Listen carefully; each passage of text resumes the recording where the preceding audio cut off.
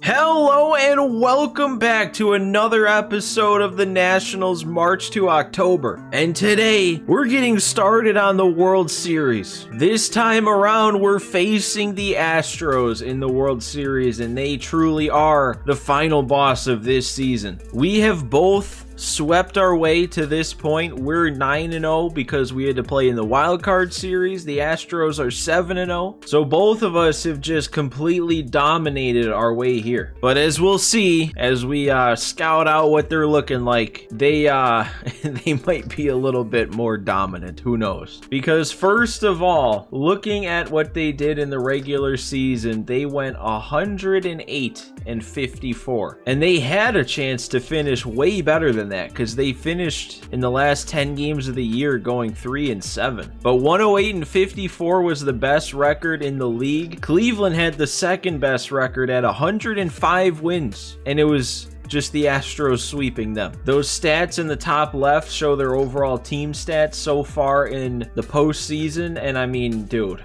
a 278 average with a 470 slugging as a team, and then a team ERA of 214. So as I always like to do, we're going to take a look as we start this series at what the Astros are looking like, and I couldn't help but look at their team already, and I'm kind of scared because look at this. Oh my god. So actually, first of all, let's go back to our team, because I want to keep in mind that our best player is Matt Chapman at an 89, and then Meneses at an 87. So now back to the Astros. They have 3 players that are higher overall than our best overall, and then they also have an 88 here, a couple more in the 80s. So their offense is loaded right now, and going individually through what they have, Altuve is still getting better at age 33. He's up, well past 2,000 hits. He got that last season, but he had a 30-plus homer season. He had over 30 doubles. He's still stealing bases. Dude was just so good. Bregman, I actually didn't realize his attributes were this low, and he's still progressing, so they must have started 2 seasons ago a lot lower than I thought Bregman's attributes would be. But he had a kind of a bounce back year, I guess. 20 bombs, 30 doubles, hardly struck out. He walked more than he struck out, and that average and on base are up there. Then Jordan, he's only hit about 100 home runs through the 2 seasons of this March to October, while maintaining a 300 batting average and 400 on base. Kyle Tucker's now up to a 94. He's had back-to-back 38 homer seasons. Abreu, they still got him, and I don't know what happened with him against lefties this year, but if it wasn't for that -13, -15, his regression wouldn't actually be that bad, especially for being 37 years old. But he's still a threat. 17 homers, 250 average, 300 on base. Jeremy Pena's up to an 88. He's a major threat against lefties. He's got 20 homers. Everybody, even Chas McCormick, another big threat against lefties. Another high batting average, maybe not as much home run potential, but he'll hit the gaps, it looks like. Then it does fall off a bit though with Corey Lee catching. Not like this is terrible numbers, but it's probably one of the batters that's going to step up that I'm not going to be terrified of. And then Yu Chang at least is playing against righties. Switching to the lineup against lefties, they get Tom Murphy and Jacob Milton into the lineup. I think this Jacob Milton, yeah, he was a rookie, not anything special there. And then their other 2 players on the bench, they got Paul DeYoung, they got Jake Myers. And then pitching, honestly, it's just going to get scarier, because I also looked at this, and it feels like every round of the playoffs, the pitching we've gone up against has gotten better. You had the Padres to start, who just had 2 good starting pitchers, and then you had the Braves, who had 3 good starting pitchers, and then you had the Dodgers, who also had 3 good starting pitchers, but then a really good bullpen. And now look at what we got to go up against. Every single one in their starting rotation is a higher overall than anybody in our rotation. The 4 we're going to see, though, is Aaron Nola, Javier Framber, and McCullers. And Nola's their highest overall. He has the lowest hits per 9 of those 4. But then the bullpen, come on, how are we going to deal with this too? First of all, they got 2 starters that just aren't good enough. as their long relievers, but an 82 overall starter isn't good enough to make the rotation. That's crazy. But then you get to their actual relievers. Rafael Montero's just got 87 hits per 9 with that pitch mix, 99 velocity, a 2.30 average, or ERA, I mean, over the course of the season in 74 innings. Ryan Stanek has a 94 hits per 9. His ERA was up a little bit, though, especially compared to the last 2 years. Matt Whistler, I mean, 81 hits per 9 looks low by comparison, but that's still going to be pretty small PCIs. And he had a solid ERA in a lot of innings. Then you got Brian Abreu now going towards the back end of the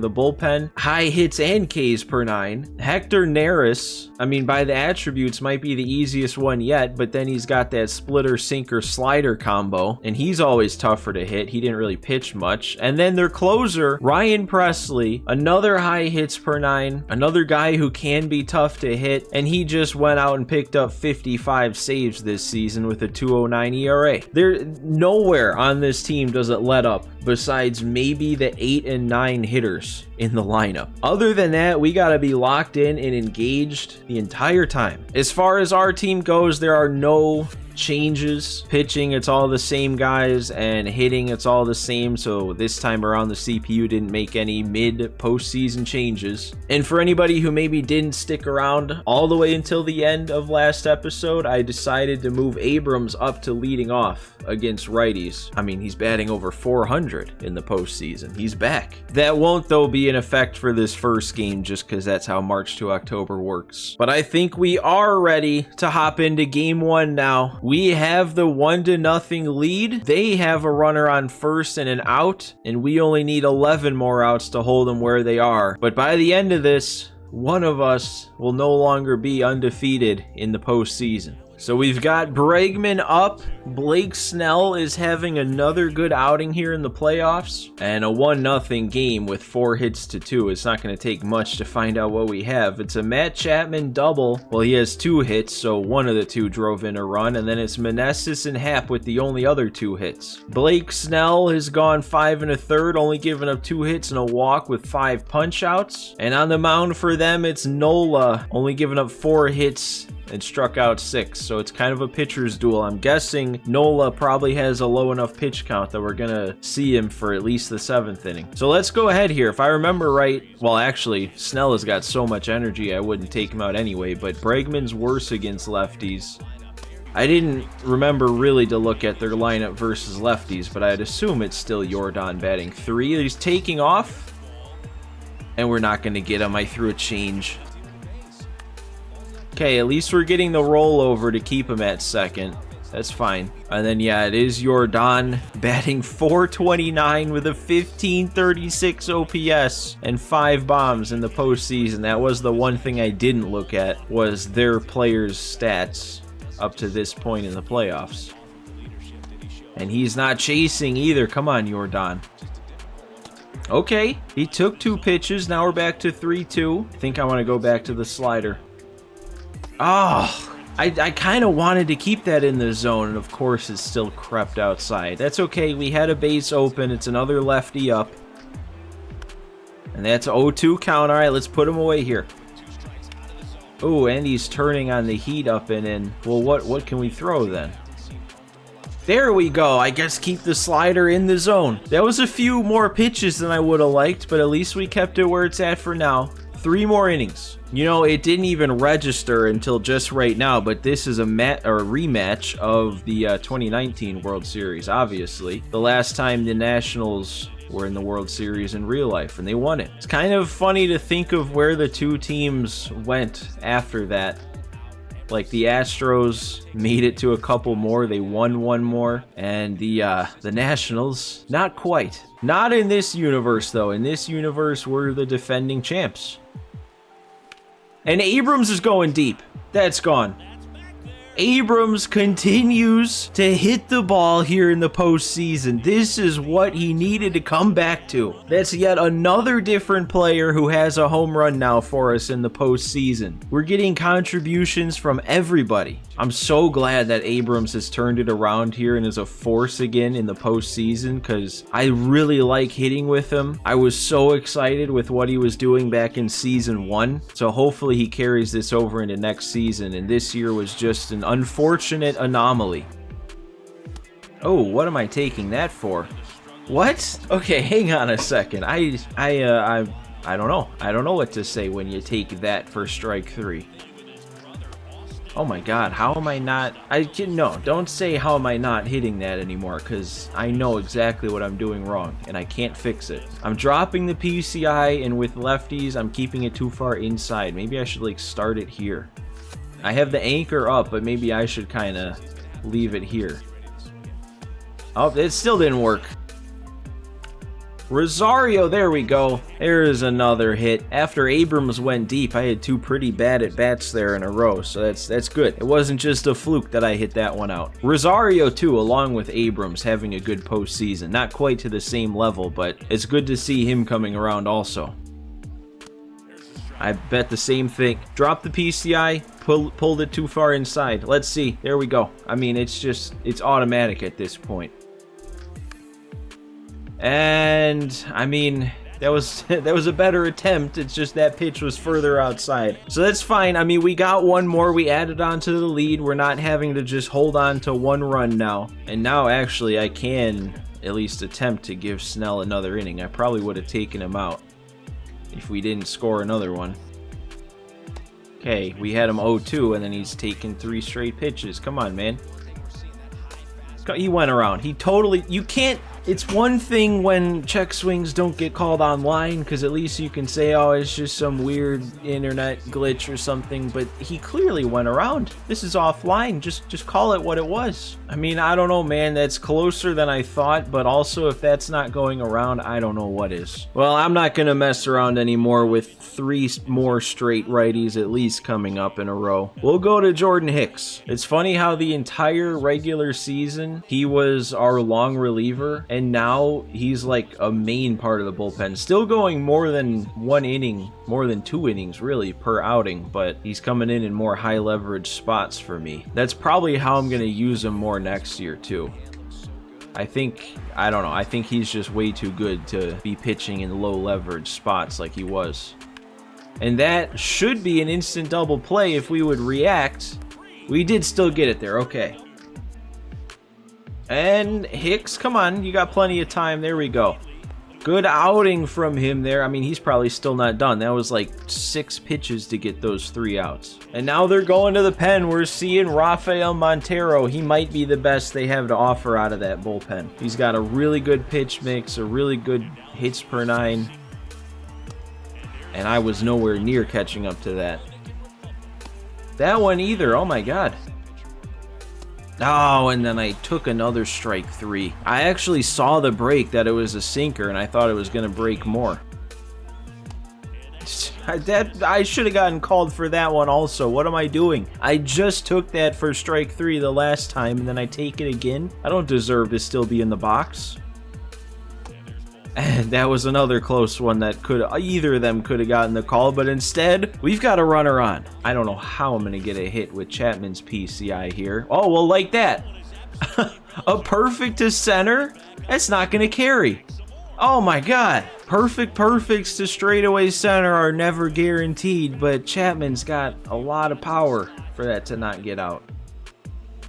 Oh, and I think I was early on that. Well, I feel like I probably should have had something that inning with Chapman's swing. Yeah, I'm going to stick with Jordan Hicks. He only threw 7 pitches, but he's got a lot of stamina, so that's like not even eating into it at all. There we go. 3-2 catches the corner. And that's just a lazy fly ball to center. Easy out for Rosario out there. And then we sit Altuve down with the slider. It's just going to be down to Efros to close this one out with at least a 2-run lead. We get another new arm to face, Matt Whistler. It's Abrams back up at the plate. I think this guy just has, 4-seam, 2-seam slider. And they're going to put Abrams on this time. Couldn't hit that up and away corner there, and even though he tried a couple of times.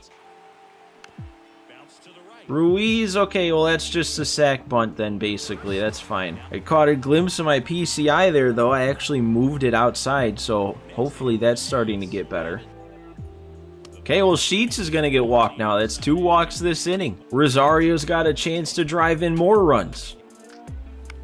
And that's getting through. I'm not going to send him. That, yeah, way too shallow and left there to even think about it with 82 speed. But that's another hit for Rosario. Base is loaded now for the top of the order. Hap, I can't explain how, but I knew that was going to happen as the pitch was coming in. Like, as he was releasing the pitch, I'm like, oh, Hap just hit a perfect homer. And then it happened. I don't care if you believe me or not. That's exactly how it went down. And we're taking a huge lead now. Another clutch Ian Happ home run. This time to give us the cushion. We don't need Efros anymore. And that's going to eat into their bullpen even further. They got to go to one of their better arms. Oh, Joey Meneses, don't do it to him. We're just adding on even more. Another perfect, another no-doubter. Meneses does not like anybody challenging him for any sort of home run lead. He was out in front in the team with 3, and then Ian Happ tied him up. Immediately in his next at-bat, he's taking the lead back with 4. Oh, and I'm taking another strike 3. He's got this splitter, so that's a tough pitch to pull the trigger on, but I don't have to be upset because I think we did enough damage that inning. 7-run lead means it's time for Hunter Harvey to come into the game. And a 1-pitch grounder to short. I like that. Let's finish this quick. Okay, come on, Jordan. That's a couple check swings, a lot of foul balls. This game's over. There's no need to do this. There we go. Take your seat. He was early on 100 up and in. Oh, and he almost snagged that one to get a perfect 9th. But of course, we can't just get through it without anything. And I just left that right down the middle, and that got him. Maybe Pena was phoning it in by that point, and that's going to get us the win. We are the ones that stayed undefeated in the postseason. That's a 10-0. 2 in the wild card, 3 in the division series, 4 in the championship series, and now the first game of the World Series brings us to 10-0, a 10-game winning streak in the playoffs. Man, if I can continue like that, I mean, that was how I was playing more so in the Braves series. If that's how I'm going to play in this World Series, we might have a nice, easy sweep once again of the World Series. And I say that once again, not just because we've swept all of our series so far in this playoff run, but last season we swept that World Series. So could you imagine back-to-back World Series sweeps? That's way too far into the future, though. We got to take it one game at a time, so we got to see what Game 2 is going to look like, and we are down this time. We got to make a little bit of a comeback with a runner on second, but 2 outs. But this is not anything we can't pull off. I mean, I was down 6-2 against the Dodgers at one point, and we don't have a loss. But that's where we're going to go ahead and end this one, guys. As always, if you enjoyed today's video, do me a favor and hit that like button. If you haven't yet subscribed to the channel and you made it here, you may as well hit that subscribe button. We've got so much of the March to October left to go. But guys, thanks for watching today. Thanks for stopping by again, and I will see you next time.